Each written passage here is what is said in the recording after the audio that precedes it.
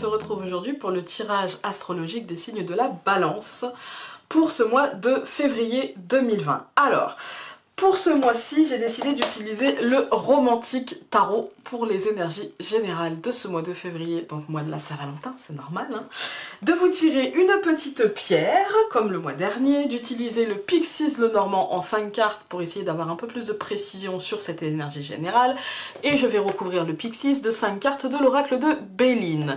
Et enfin, j'utiliserai en carte bonbon les anges de l'amour de Dorine Virtue. Voilà, alors je vais interpréter exclusivement à l'intuition. Donc pour vous les balances et donc pour moi aussi, nous avons eu en énergie générale le roi de coupe renversé. Alors, le roi de coupe renversé, ça va me parler de la vie en fait qui avancera peut-être un peu plus vite qu'au mois de janvier qui a été peut-être un peu stagnant. Voilà. Ce mois-ci, vous garderez la tête froide face aux événements, peut-être au point de vous couper de vos émotions, de ne plus en avoir conscience, de vous couper de ce que ressentent les autres aussi, d'être beaucoup moins stable dans vos émotions et à l'écoute de vos émotions, en fait. Hein. Vos objectifs seront votre seul horizon. Voilà. Si vous avez un objectif sentimental, eh bien vous allez même vous couper de ce que vous pouvez ressentir pour atteindre cet objectif en fait, ce qui paraît paradoxal mais bon, voilà.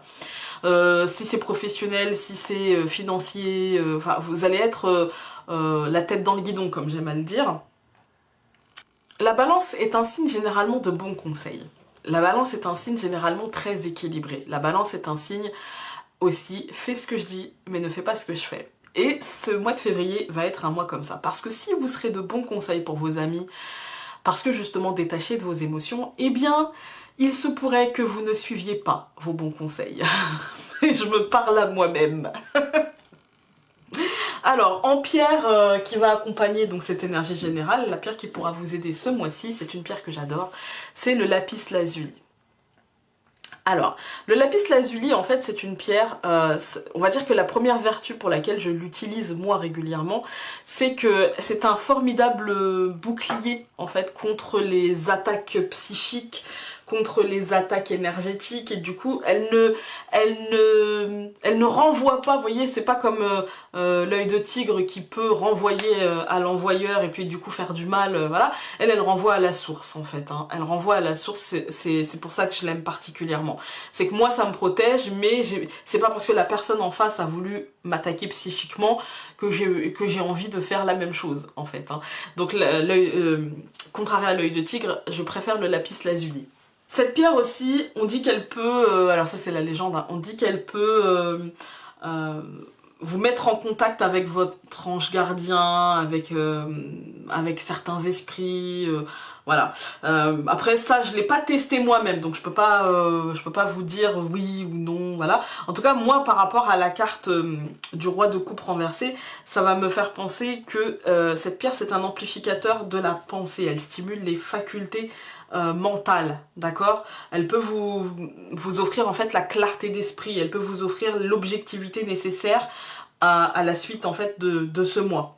Elle vous confrontera à la vérité. Et du coup, dans le truc de je me coupe de mes émotions, elle peut vous confronter à la réalité des faits, c'est-à-dire que les émotions ne sont jamais très loin, surtout avec le roi de coupe. C'est pas parce que vous vous coupez de vos émotions qu'en fait elles ne sont pas là, qu'elles n'existent pas, d'accord? Elle vous permet aussi d'exprimer votre opinion. Parfois on se coupe de ses émotions parce qu'on se dit bah j'ai pas envie de faire des histoires, alors je vais garder pour moi, vous voyez, je vais pas montrer, et puis du coup je vais essayer de me couper de ce que je ressens. Et bien là, elle vous permettra justement de vous exprimer, elle vous permettra de régler les conflits, d'être à l'écoute de vous-même comme à l'écoute des autres en fait, de voir les deux points de vue. Important à la balance, l'équilibre. Hein. Ouais, c'est une pierre en fait d'expression, c'est une pierre de protection et c'est une pierre d'émotion, j'ai envie de vous dire. Voilà. Maintenant on va prendre le Lenormand.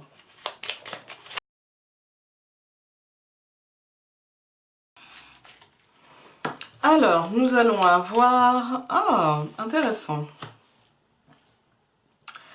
Alors, pour vous les balances, vous allez avoir, on va commencer par la faux et le renard. Pour moi, il y a un changement, il y a quelque chose qui est tranché, il y a une décision qui est prise au niveau professionnel.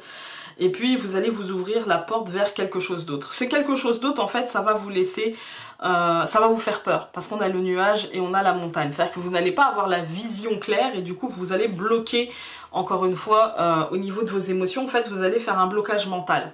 Voilà. Et parce que par la peur, en fait, par l'incertitude, par je ne vois pas ce qui s'amène derrière, d'accord. Mais avec la clé au centre, c'est la clé des honneurs du succès. Même si vous ne le voyez pas encore, même s'il y a peut-être quelque chose qui... pour moi, il y a quelque chose, en fait, vous allez prendre une décision, ça va aller assez vite, en fait. Hein. Vous allez prendre une décision, mais cette décision, en fait, même si ça ne vous empêchera pas d'avancer, eh bien, ça va quand même vous faire peur et vous allez peut-être ralentir la cadence par rapport aux choses qui avancent vite. Vous voyez, mettre... c'est pas freiner des cas de fer, hein. Non, non, c'est mettre un petit peu de frein quand même là-dedans, parce que vous allez peut-être avoir peur de faire un dérapage non contrôlé, en fait, vous voyez. Mais les décisions vont tomber et les choses vont aller assez vite. On va prendre l'oracle de Béline. Voilà, alors, quand on regarde le tirage, on a la faux et la table. La faux et la table, bon, la table, c'est les invitations, c'est la sociabilisation, c'est tout ça. Je pense que là, on va peut-être se couper de ça. On va prendre des décisions, soit au contraire, d'être...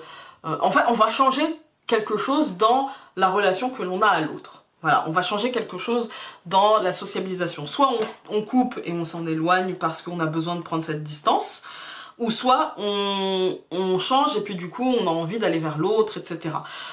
Après on a le renard, et le renard au niveau du Lenormand c'est le professionnel, mais c'est aussi l'individualité, d'accord? C'est le travail et l'individualité. Je pense que on peut avoir justement des rentrées d'argent issues du professionnel ou des projets qui impacteront les finances, d'accord? Qui impacteront les finances. Et du coup, par rapport à la table et la fausse, ça peut être de l'aide qu'on demande aux autres, ou ça peut être quelque chose qu'on lance dans la société.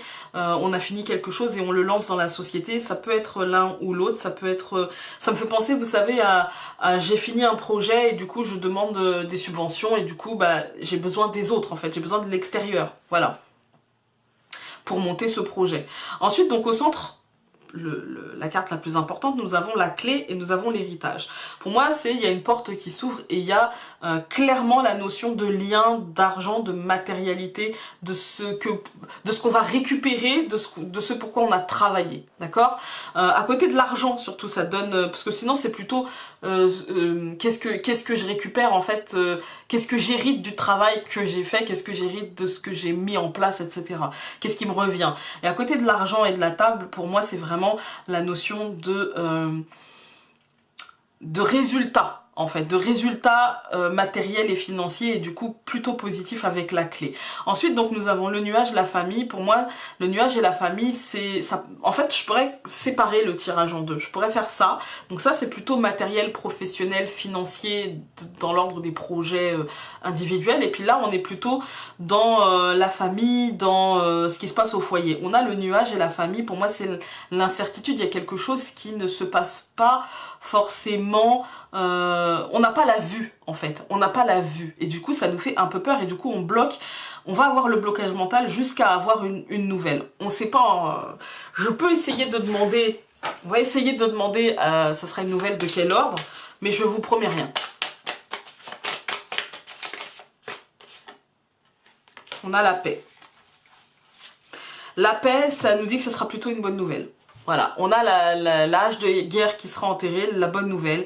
Mais en attendant, au mois de février, eh bien, il y a une partie du mois de février où on sera dans le blocage et dans l'incertitude. Et je pense que c'est quelque chose par rapport à notre foyer, par rapport au nôtre, par rapport à la famille. Et puis, c'est pas forcément pour nous, hein, ça peut être pour une personne autour de nous et on s'inquiète par rapport à cette personne. Va-t-elle réussir, va-t-elle obtenir, etc. Et puis le blocage sera dépassé grâce à la nouvelle qui apportera la paix. Donc tout ira bien au mois de février pour les balances. Mais gardez, on va dire, comment vous dire ça? Gardez en fait le lien à l'autre, gardez l'écoute, voilà, gardez l'écoute à l'autre. Voilà, ne vous fermez pas émotionnellement à ce que l'autre ressent, même si je vous demande pas de vous laisser envahir, mais d'avoir un juste équilibre entre ce que vous dites à vous et comment vous vous écoutez et ce que l'autre vous dit en fait, parce que peut-être que l'autre a juste besoin d'une épaule de conseil, mais dans ces cas-là, suivez vos propres conseils. C'est important aussi. Voilà. N'hésitez pas à aller voir Utip si je vous l'ai pas dit, je ne sais plus. Utip, pouce en l'air, abonnement, enfin bref, hein, voilà. N'hésitez pas à aller voir votre signe lunaire et votre ascendant si celui-ci est votre signe solaire. Et sur ce, on se retrouve très vite pour une prochaine vidéo. Salut!